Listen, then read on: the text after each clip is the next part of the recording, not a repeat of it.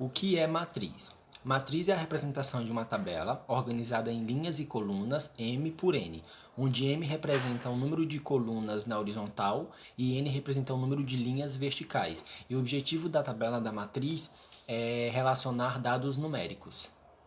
Representação das matrizes. As matrizes geralmente são sempre representadas por letras maiúsculas, A, B, C, D e assim sucessivamente. E essas letras maiúsculas, elas vêm acompanhadas por índices, no qual o primeiro número desses índices é o número das linhas e o segundo número dos índices é o número das colunas.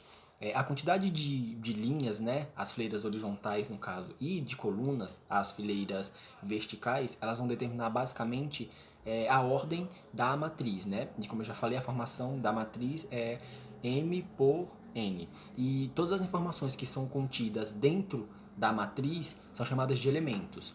E como a gente sabe como é que ela está contida dentro da matriz? Geralmente esses elementos são contidos por parênteses, pode ser por chaves também, ou então até por tracinhos. E tudo que tiver dentro desses símbolos, né, todos os elementos dentro ali, formam os elementos da matriz. Bom, eu vou estar apresentando os tipos de matrizes. Temos a matriz linha, que é formada por uma única linha, a matriz coluna, que é composta por apenas uma única coluna, a matriz nula, onde todos os elementos são iguais a zero, a matriz quadrada, que é formada pelo mesmo número de linhas que o número de colunas. Temos também a matriz transposta, que é indicada pela letra T. Ela é aquela matriz que apresenta os mesmos elementos de uma linha ou coluna comparada a outra matriz. No entanto, os elementos iguais entre as duas são invertidos, e a linha de uma apresenta os mesmos elementos que a coluna da outra, e a coluna de uma possui os mesmos elementos da linha da outra.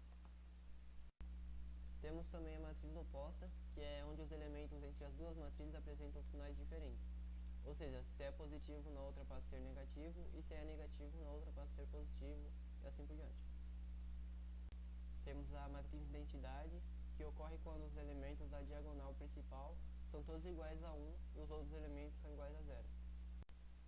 A matriz inversa, que é uma matriz quadrada, e ela ocorre quando o produto de duas matrizes for igual a uma matriz identidade quadrada de mesma ordem. A matriz igual são duas matrizes que possuem todos os elementos, linhas e colunas iguais. Bom dia a todos, meu nome é Alexandre e hoje eu vou explicar um pouco sobre operações com matrizes. Vou falar um pouco da soma e subtração e a multiplicação das matrizes. Essa matéria é um tanto quanto tranquila, é bem mais fácil, sabe? Então a gente vai começar aí, eu espero que vocês estejam acompanhando aí pelos slides, tá? É uma foto do meu caderno, então vamos lá. A gente tem duas matrizes aqui, ela é composta pelo número 2, 3, 4 e 1, mais a outra matriz, que é o número 0, menos 1, 2 e 3. É bem fácil, é só você pegar o 2, somar com o 0, o 3, somar com menos 1, o 4 com o 2 e o 1 com o 3. Então se a gente somar o 2 com o 0, vai dar 2. O 3 com menos 1 vai dar 2 também. Lá embaixo tem o 4 com 2 que dá 6 e o 1 com 3 que dá 4. Então o nosso resultado vai ser a matriz 2, 2, 6 e 4, tá? Agora, isso daí também serve como subtração. Se tivesse um número que tivesse menos ao invés de mais, era só diminuir ao invés de somar. Então vamos lá, agora a gente tem aqui, por exemplo, 2x, 5 menos 1 e y. Isso aqui é uma igualdade, tá? Então essa matriz ter que ser igual a outra. Então a outra matriz tem o 8, o 5, o z e o 7. Dessa forma, o 2x ele tem que ser igual a 8. Então aqui vai formar uma equaçãozinha. Então, ó, 2x é igual a 8. Então, que número vezes 2 ele dá 8? Então, a gente sabe que é 4. Ou então a gente pode fazer assim, ó. Passar o 2 para lá, que está multiplicando aqui, vai passar para lá dividindo. E dividir o 8 por 2, que vai dar 4. Ou seja, o x vai ser igual a 4. O 5 já é igual a 5, que a gente já consegue perceber. Então, vocês veem que eu já coloquei um certinho aqui, já está correto. O menos 1 tem que ser igual ao z. Então é simples, é só colocar ali z igual a menos 1. É basicamente isso. E aqui o y tem que ser igual a 7. É a mesma coisa. Então a gente coloca lá, y é igual a 7. Então o resultado vai ser 8, 5, menos 1 e 7. Agora na questão de multiplicação. É bem fácil, algumas pessoas confundem, porque quando vê assim de primeira vez vai falar, putz, o que eu vou fazer com esses números, né? Mas é bem tranquilo, é simplesmente pegar o 5 ali que está multiplicando, tá?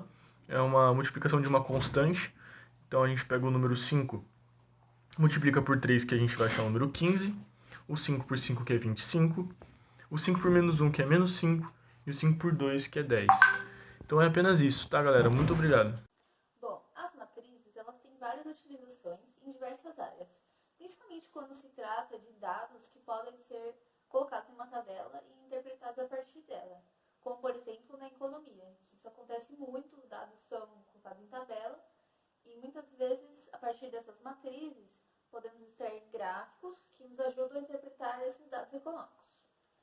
Outro exemplo muito comum são os pixels de um computador, em que eles podem ser localizados através de uma matriz e você poderia passar algum comando, por exemplo, qual cor esse pixel deve ter, e a partir da linha e da coluna dessa matriz você poderia passar alguma informação para esse endereço. Outro exemplo é na física, em que as matrizes são utilizadas para colocar os dados de deslocamento e tempo. Outro exemplo é a criptografia, em que as pessoas poderiam combinar cada caractere, cada letra, como um número. E aí elas combinariam que uma mensagem seria passada através de uma matriz, só que, por exemplo, a matriz vai ser o inverso dela. E aí a pessoa que receberia a mensagem teria que saber dessa informação para conseguir entender a mensagem. Outro lugar em que as matrizes são utilizadas são nos dados de crescimento populacional, em que as pessoas comparam essas matrizes e podem extrair uma matriz de transição, que seria o quanto essa população está crescendo ou diminuindo. E a partir dessa matriz de transição poderiam, por exemplo, prever o quanto essa população vai se alterar no futuro. Como nós já sabemos, uma equação é uma expressão algébrica com uma igualdade, e elas são consideradas lineares quando o maior expoente das incógnitas é 1. Desse modo, um sistema linear é um conjunto de equações lineares, podendo ter várias incógnitas e várias equações. Os sistemas lineares eles podem ter 3 classificações. É um sistema possível e determinado quando ele possui apenas uma solução. É um sistema possível e indeterminado quando existem infinitas soluções. E é um sistema impossível quando não existe nenhuma solução. Boa, galera, agora eu vou ensinar para vocês aqui o sistema linear 2x2, tá? Então a gente tem o método da adição e o método da substituição. E vocês vão porque fica mais fácil. Acompanhe aí no caderno, beleza? Seguinte, vou começar pelo método da substituição aqui. A gente tem aqui x menos y igual a menos 5 e 2x mais 3y igual a 10. Qual que é o primeiro passo? A gente vai ter que isolar uma letra. Então olha aqui na nuvenzinha que eu fiz, ó. X é igual a menos 5 mais y. Essa nuvenzinha aqui é a letra x isolada, ou seja, eu passei o y para lá. E aí ele muda o sinal, tá? Não pode esquecer disso. Qual que é o segundo passo? Substituir essa letra isolada. Então a gente vai ali na de baixo, ó, 2x mais 3y, que é igual a 10. E onde tiver x, eu coloco menos 5 mais y. Então olha o que eu fiz aqui. Coloquei aqui, ó, 2 vezes, tá, entre parênteses, menos 5 mais y, mais 3y, que é igual a 10. Então a gente vai somar letra com letra e número com número, tá? Então vamos lá. A gente tem aqui, ó, o resultado de 2 vezes menos 5 vai dar menos 10. 2 vezes y vai dar 2y. Só que a gente tem 3y aqui também. Então a gente vai somar os dois, que vai dar 5y. Isso tudo vai ser igual a 10. Agora a gente tem que isolar letra com letra e número com número. Então a gente faz o seguinte, a gente pega esse menos 10, passa para lá onde está o outro 10 ali, tá? Somando, porque aqui ele está negativo. Então a gente vai passar para lá somando. Então vai ficar 5y é igual a 20. E isso a gente vai ter que dividir o 5 com o 20, porque o 5 está multiplicando aqui a letra y. Então a gente divide o 20 por 5, dando o número 4. Então a gente descobre que o y é igual a 4. Só que não acaba por aqui, tá? A gente vai ter que pegar esse y igual a 4, colocar lá em cima de novo, ó, onde está o x igual a menos 5 mais y, para a gente descobrir qual que é o valor de x também. Então a gente colocou lá. O que a gente vai achar? X é igual a menos 5 mais 4. Então é simples, x é igual a menos 1. Então qual que é a solução final disso? Na ordem, tá? menos 1, que é o x, tá? E 4, que é o y. Então, sempre nessa ordem, o x e o y. Então, é menos 1 e 4. Agora a gente vem pelo método da adição. É bem mais simples para mim, eu acho bem mais fácil, tá? Mas vamos lá. Seguinte, primeira coisa a gente vai ter que somar. A gente vai ter que pegar o fator de cima, né? E somar com o de baixo. O sistema de cima e somar com o sistema de baixo. Caso não der certo, tá? Caso a letra não sumir, a gente vai ter que multiplicar ali em cima para poder sumir uma das letras. Por exemplo, eu quero sumir aqui, ó, o y, tá? Eu quero tirar esse y daqui.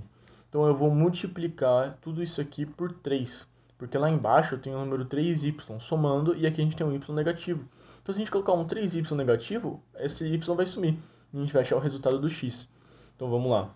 Se a gente multiplicar tudo por 3, vai ficar 3x menos 3y, que é igual a menos 15. Então a gente não multiplica só o y, tá? A gente multiplica a linha inteira de cima, o sistema inteiro de cima. E vamos resolver isso daí. 2x mais 3y é igual a 10, tá? Aqui que a gente achou, que é o sistema lá de cima. Só que agora a gente já está com multiplicado aqui em cima, tá?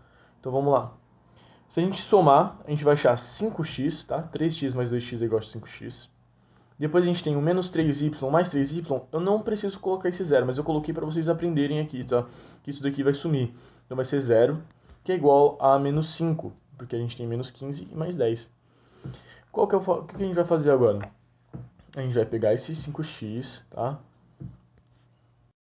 E vai passar para lá dividindo. Então a gente vai achar que x é igual a menos 1. Então a gente realmente não acabou por aqui, né? A gente tem que achar o y ainda. Então a gente vai substituir. Então se a gente substituir lá em cima, pega o primeiro sistema lá. Coloca aqui, ó, x menos y igual a menos 5. Onde tiver o x, eu coloco menos 1. Então vamos lá, menos 1 menos y é igual a menos 5. Então, menos y é igual a menos 4, porque eu passei